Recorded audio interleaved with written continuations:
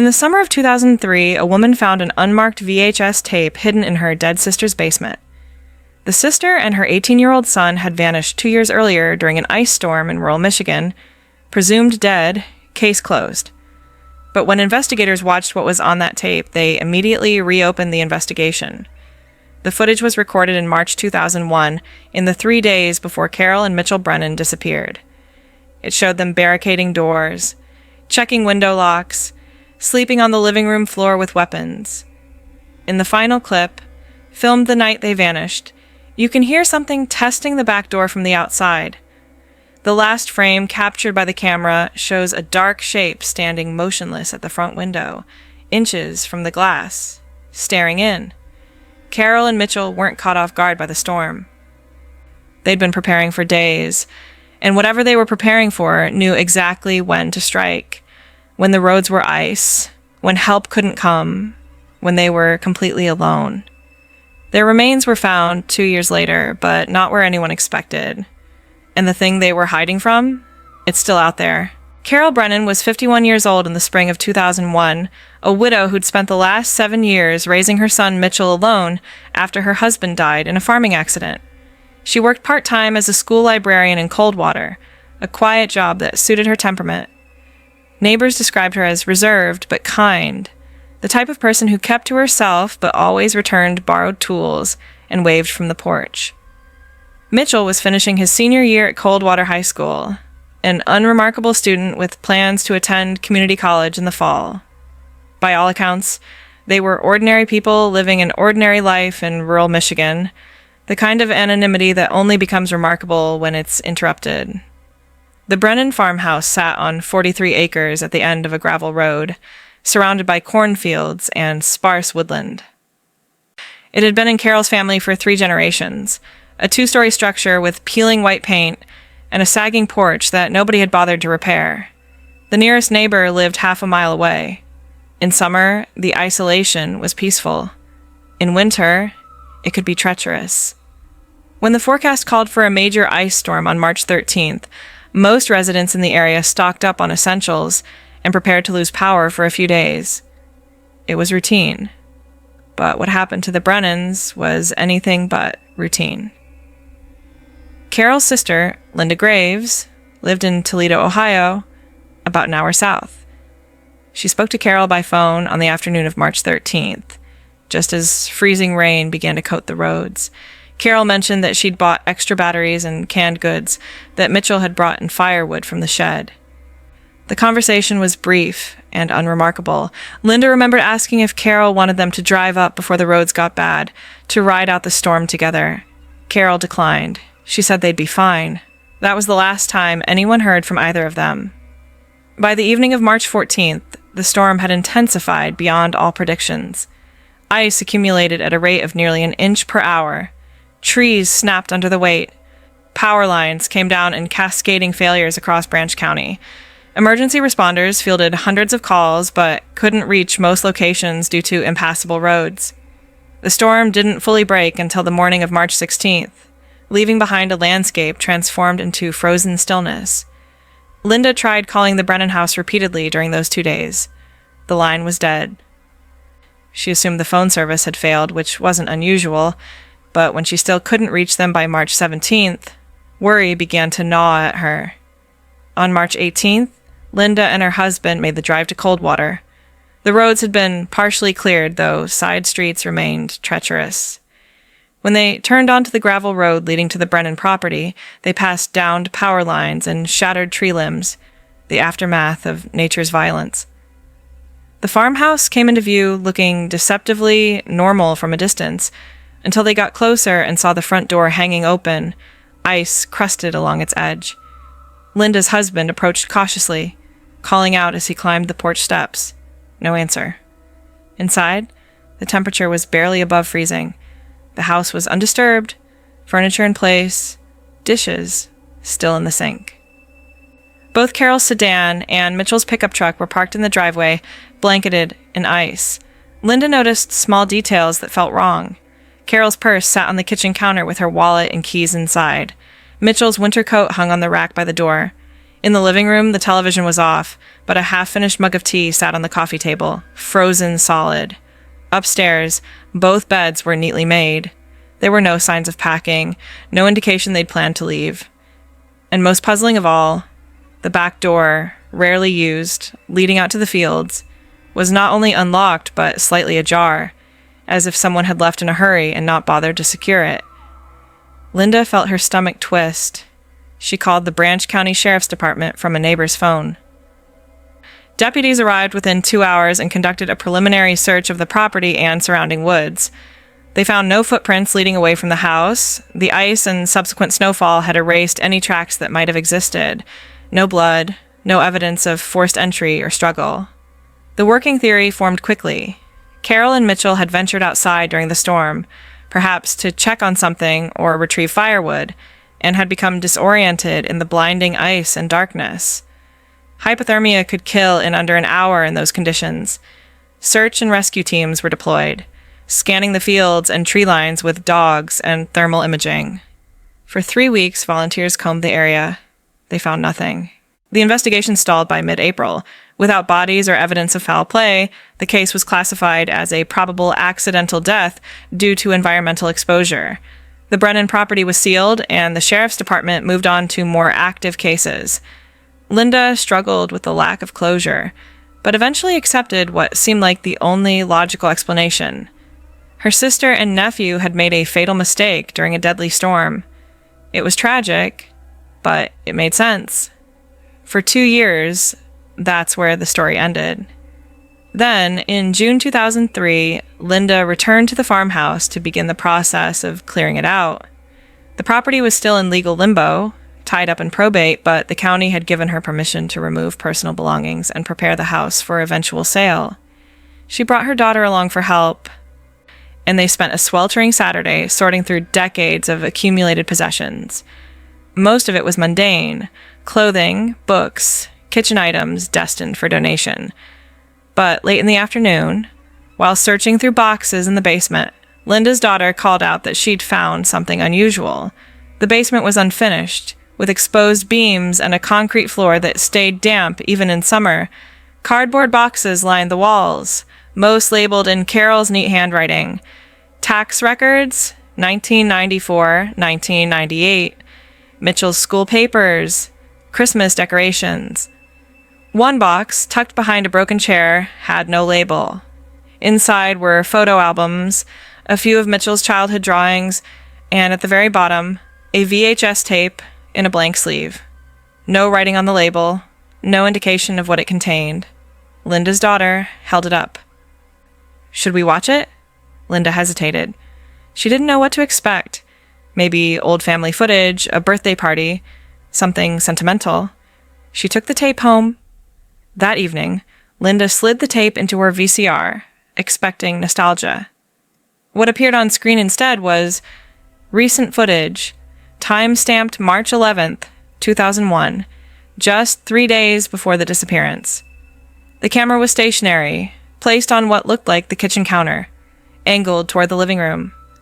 Carol walked into frame carrying a laundry basket, moving about her routine.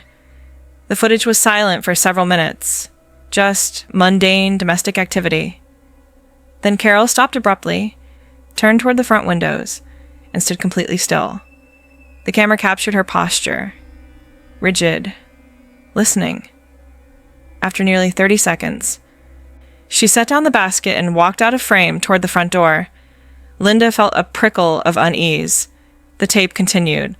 Carol returned to the living room, moving quickly now, and called upstairs. A moment later, Mitchell appeared, descending the stairs.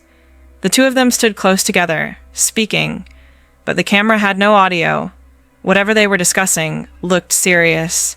Mitchell's body language shifted from casual to tense. He nodded several times, then walked to the front window and peered through the curtains. Carol disappeared briefly and returned carrying a notebook and pen.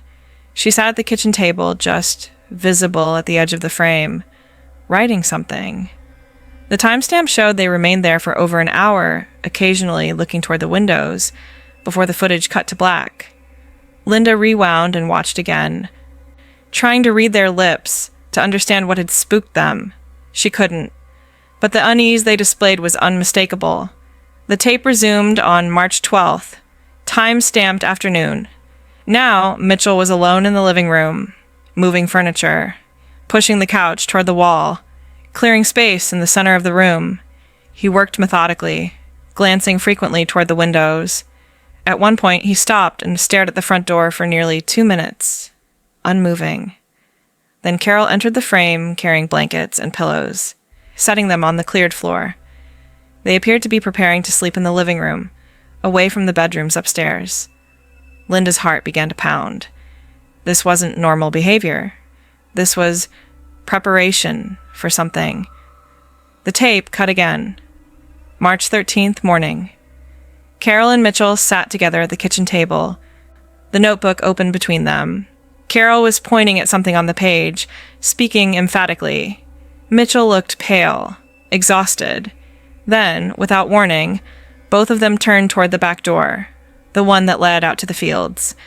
They stared at it for a long moment before Carol stood, walked over, and checked that it was locked. She tested the handle twice. Mitchell got up and did the same with the front door. The camera captured them methodically, checking every window latch on the ground floor. The next segment began in the evening of March 13th. The ice storm had arrived. Through the windows, freezing rain was visible, coating the glass.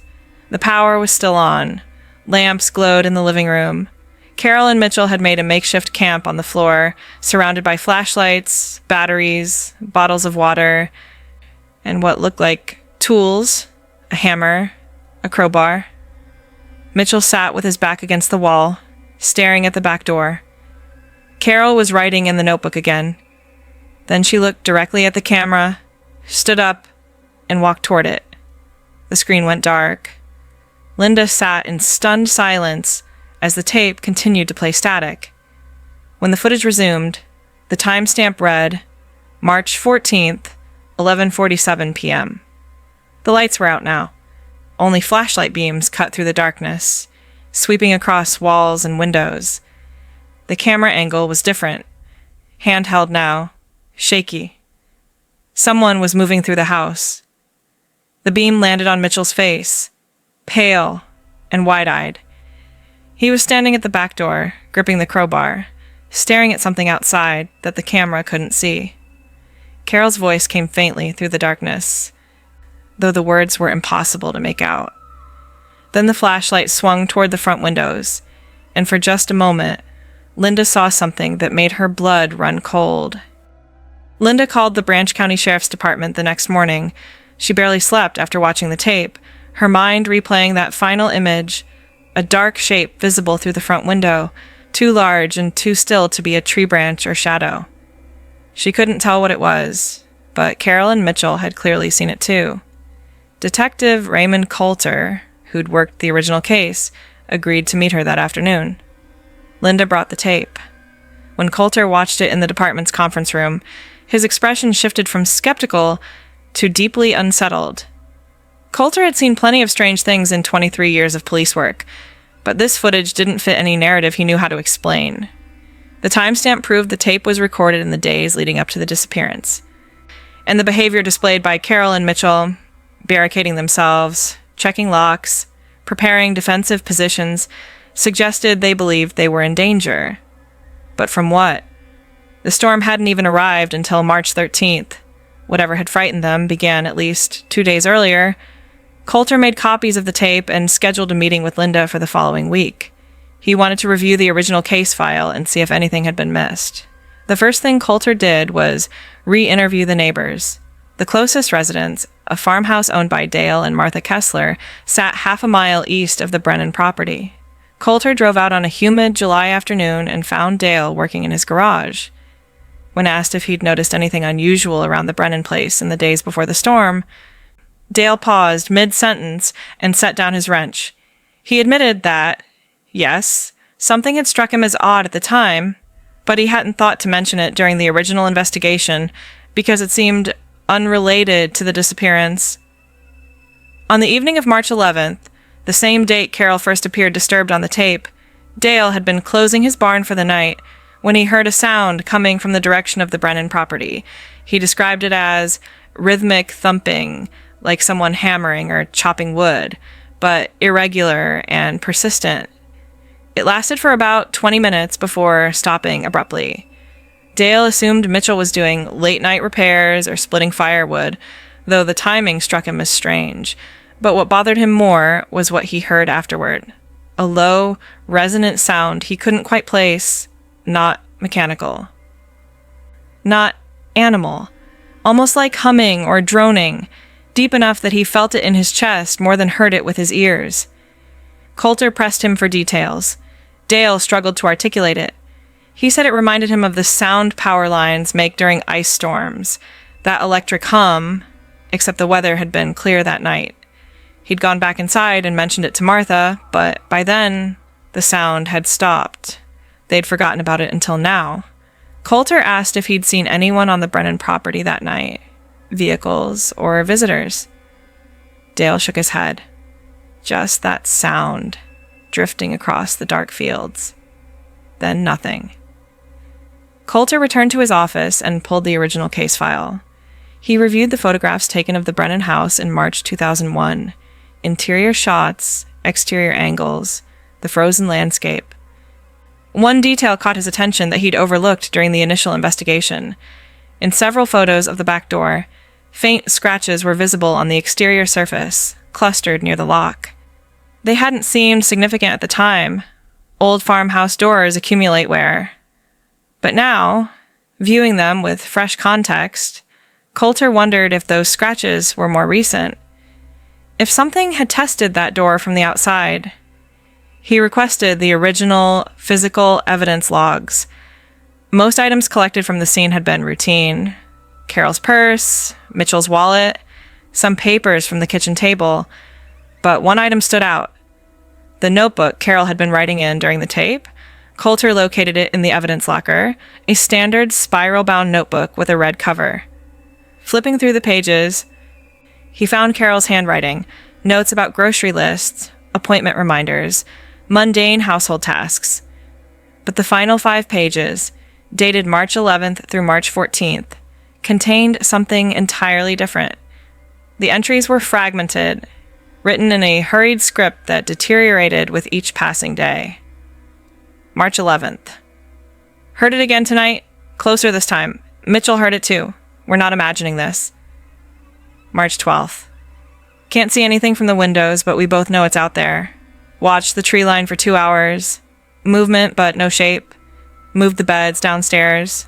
Not sleeping upstairs anymore. March 13th. Storm coming. It knows. Waited for this. Mitchell wants to leave, but road's already bad. Staying inside. Keeping doors locked. If anyone finds this... The sentence ended abruptly. Unfinished. Coulter read the final entry. Dated March 14th. Written in shaky, nearly illegible handwriting. It's at the door. The implications were staggering. Carol and Mitchell hadn't been caught off guard by the storm. They'd been trapped by it. Something had been circling their property for days, waiting for the right conditions. Coulter immediately expanded the investigation, bringing in a team to reprocess the property with fresh eyes. They scoured the woods, the fields, looking for evidence that had been buried under ice and snow 2 years prior. What they found in a drainage ditch 300 yards from the house changed everything. Partial remains. Not human. Coulter stood over the excavation site as forensic technicians carefully extracted bones from the frozen mud. They were large, quadrupedal, but the structure was wrong, too elongated, joints angled strangely. The skull, when fully uncovered, resembled something canine but distorted, the jaw too wide, teeth irregularly spaced. The state veterinary pathologist examined the remains and confirmed they didn't match any known native species. The bones showed signs of disease or mutation, abnormal growths along the spine and ribs. Carbon dating suggested the remains were recent, within the last 5 years. But what disturbed Coulter most was the second discovery, made near the back edge of the Brennan property. Drag marks. preserved in a sheltered section of soil beneath an overhang, 2 parallel grooves carved into the earth, leading from the house toward the woods. The spacing matched human stride, and at the terminus, where the marks ended at the tree line, searchers found a single item half buried in mud: Mitchell's wristwatch. The crystal shattered, the hands frozen at 12:14 a.m. The case exploded back into public consciousness.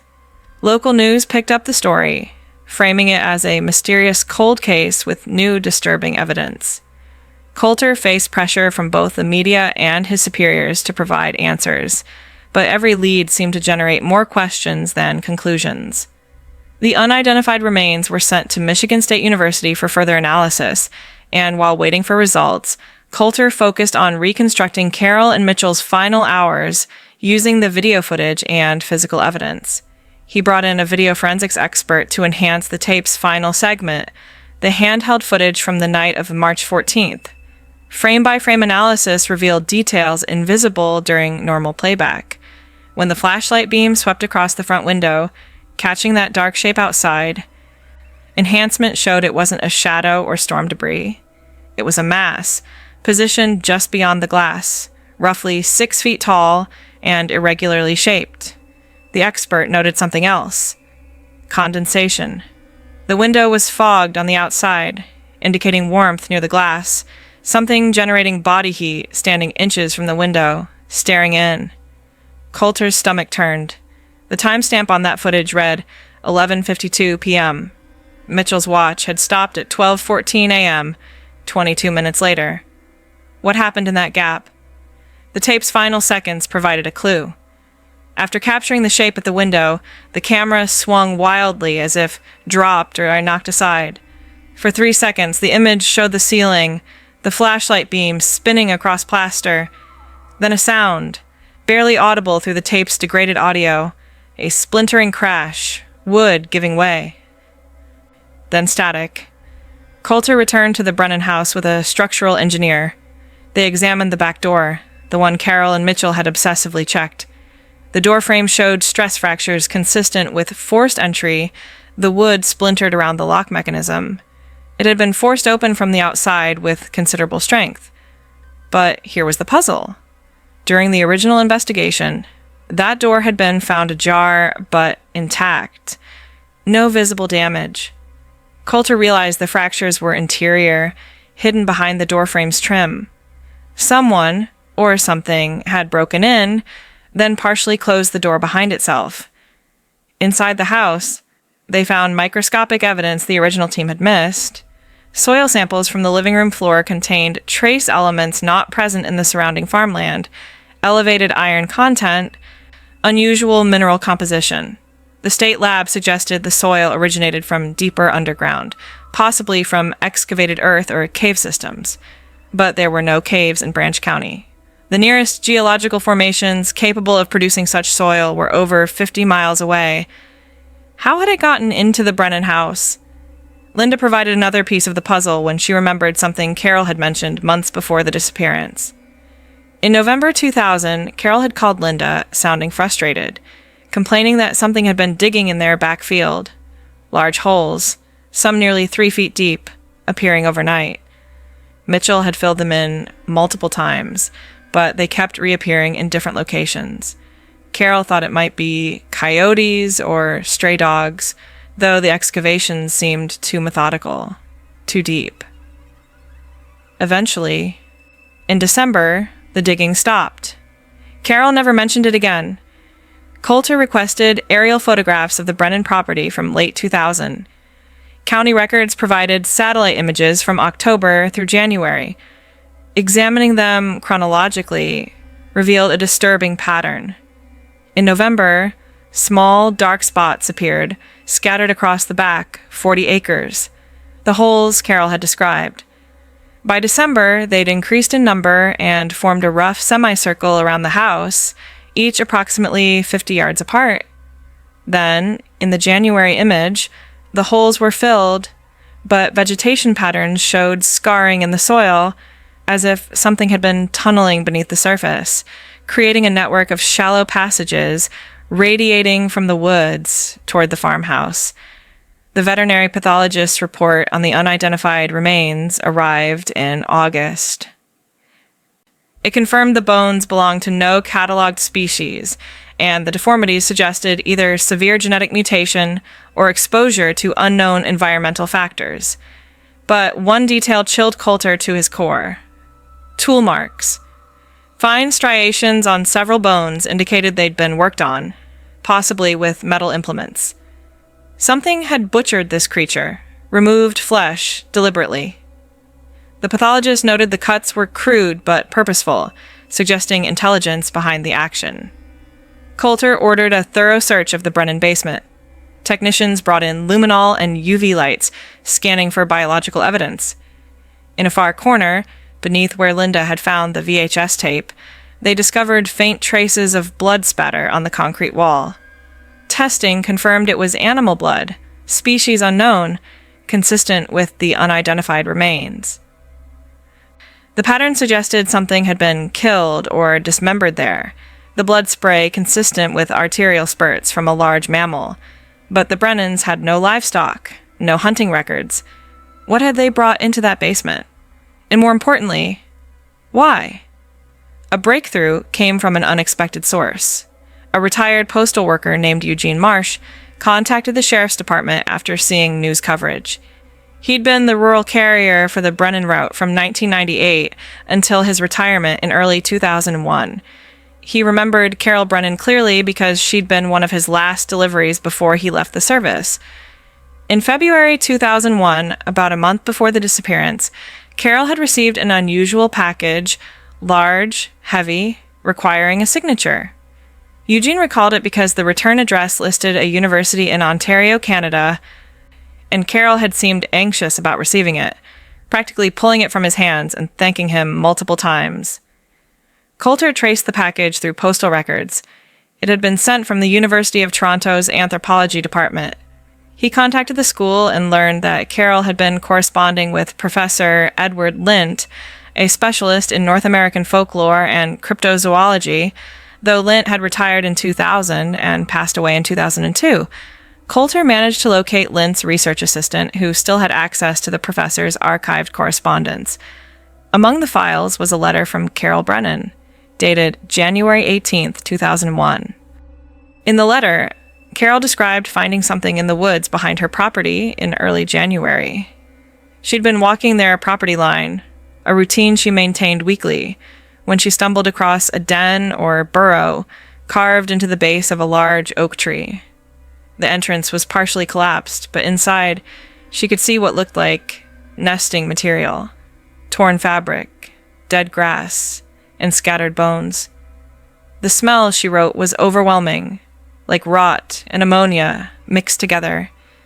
Against her better judgment, Carol returned the next day with a flashlight and examined the site more carefully.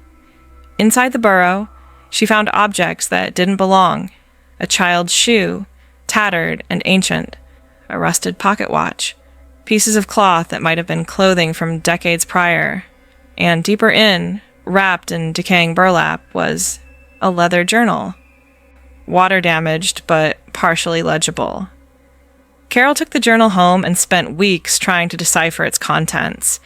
What she could read terrified her. The journal belonged to a farmer named Thomas Whitmore, dated 1947, and detailed his encounters with something living in the woods near his property, the same woods that bordered the current Brennan land.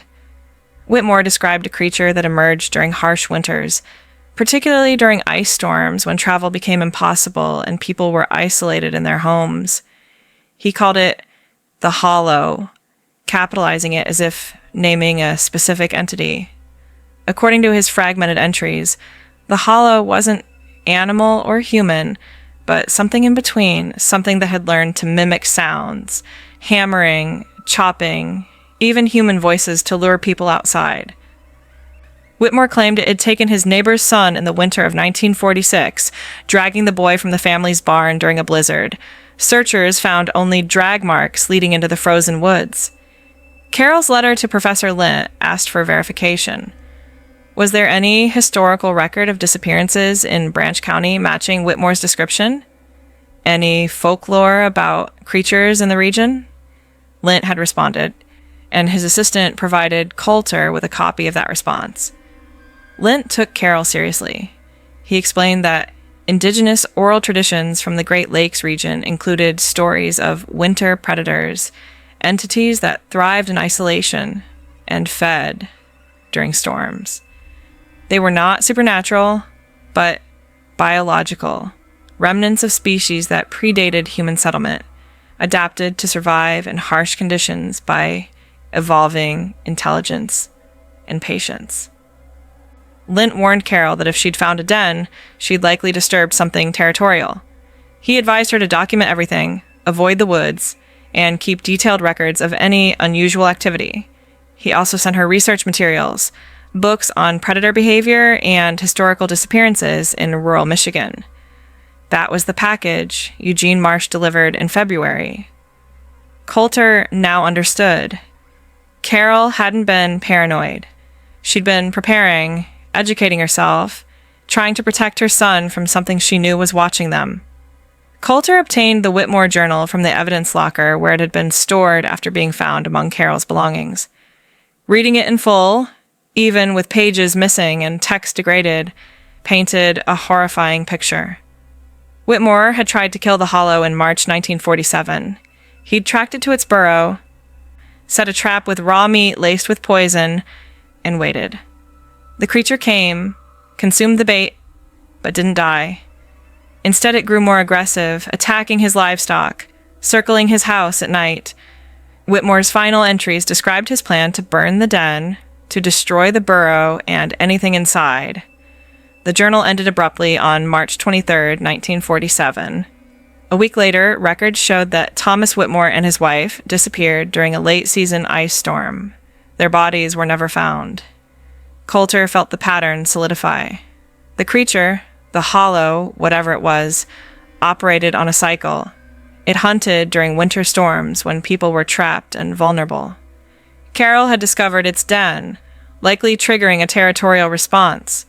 The digging on her property had been the creature marking boundaries, preparing. And when the ice storm arrived in March 2001, creating perfect conditions for isolation, it struck. But one question remained. What happened to Carol and Mitchell in those final moments? The video showed them barricaded inside, armed with improvised weapons. The broken back door proved something had forced entry. The drag marks suggested bodies were pulled toward the woods. Yet despite extensive searches, no remains had been found. Coulter theorized that the creature transported its victims underground, using the tunnel network captured in the satellite photos, dragging them to a central den deeper in the woods beyond the Brennan property. A specialized search team used ground-penetrating radar to scan the forested area north of the Brennan farmhouse. 3 weeks into the effort, they detected a large void approximately 8 feet below the surface, roughly 300 yards into the dense tree line.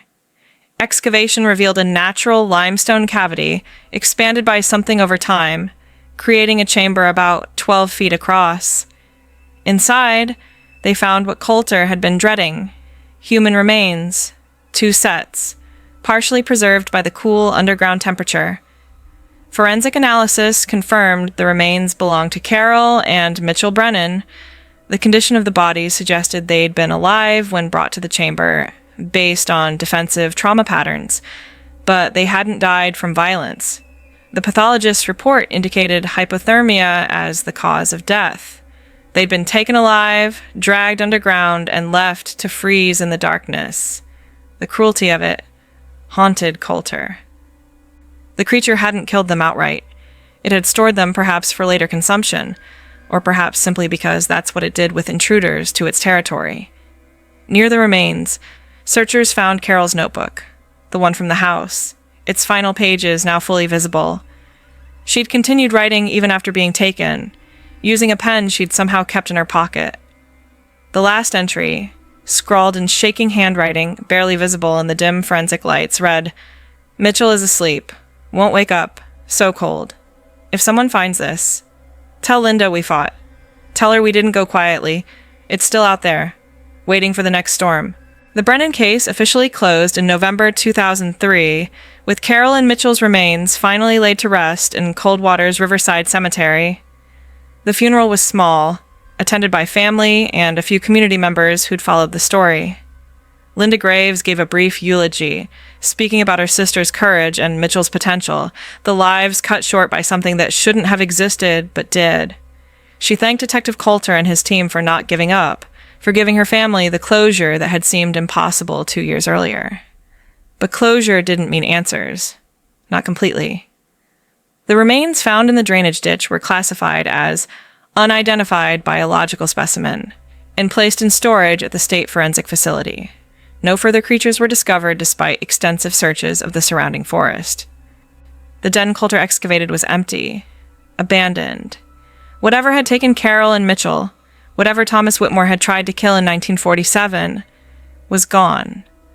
Or it had simply moved deeper into the wilderness, waiting for the next isolated farmhouse, the next winter storm. Coulter reviewed historical records and found a troubling pattern. Every 7 to 10 years, dating back over a century, Branch County experienced unexplained disappearances during severe winter weather. Farmers, travelers, entire families vanishing without trace.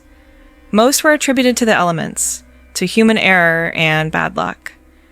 But now, Coulter wondered how many had been something else. Victims of a predator so patient and intelligent that it could wait years between feedings, hidden in tunnels and limestone cavities beneath the frozen earth. The VHS tape became sealed evidence. Too disturbing for public release, but Coulter kept a copy in his personal files, and sometimes late at night, unable to sleep, he'd watch it again. He'd study Carol's face in those final frames, the determination mixed with terror, the knowledge that she was protecting her son even as something circled outside. He'd pause on the image of Mitchell gripping the crowbar, standing guard at the back door. They'd fought. They'd done everything right, and it hadn't mattered. Linda Graves sold the Brennan property in 2004 to a developer who demolished the farmhouse and subdivided the land for residential plots. New homes now stand where Carol and Mitchell made their final stand. Families living above ground that was once tunneled beneath by something ancient and hungry. Linda moved away from Michigan entirely, settling in North Carolina where winters are mild and ice storms rare. She keeps Carol's notebook in a safe deposit box, unable to throw it away, but unwilling to read it again. In the years since, Branch County has seen no similar disappearances. The forest that once bordered the Brennan property was partially cleared for development, the remaining acreage now part of a state recreational area with marked trails and regular ranger patrols. The limestone cavity where Carol and Mitchell's remains were found was filled with concrete, sealed permanently. If the hollow is still out there, it's moved on, seeking isolation elsewhere, perhaps to more remote corners of Michigan where farms still stand alone against the wilderness and winter storms still trap families behind locked doors. Detective Coulter retired in 2009, but he maintains contact with Linda and continues to monitor reports of winter disappearances across the Great Lakes region. He's found patterns, clusters of cases in northern Wisconsin, the Upper Peninsula, remote areas of Ontario, that suggest the creature or others like it still hunt during blizzards and ice storms. He's compiled files, corresponded with investigators, tried to raise awareness, but without physical evidence, without more than speculation and troubling coincidences, his concerns are dismissed as obsession born from one unusual case. And maybe that's safer. Maybe it's better if people don't believe. If families facing winter storms prepare for power outages and cold, rather than considering what might be waiting beyond their windows. Fear of the unknown keeps people vigilant, but too much fear paralyzes. Carol and Mitchell knew something was out there. They prepared. They fought. And in the end, the storm was stronger, the darkness deeper, the isolation more complete than any human defense could overcome. The final image Coulter can't forget is from the enhanced video footage. That shape at the window, motionless and patient, waiting for the right moment to test the door. Carol saw it. Mitchell saw it. And in their last hours, trapped in the cold and dark beneath the earth, they must have understood that all their preparation, all their courage, had only delayed the inevitable. The Hollow doesn't hunt with speed or violence. It hunts with patience. It waits for the storm, for the moment when help cannot come and escape is impossible. Then it simply walks up to the door and tests the lock. And eventually, every lock fails. The home video found in the Brennan basement rewrote the story of their disappearance, transforming it from tragic accident to something far more unsettling. A documented account of two people who saw death approaching, who recognized the pattern too late, and who spent their final days preparing for a siege against an enemy that had been hunting on those lands for over a century.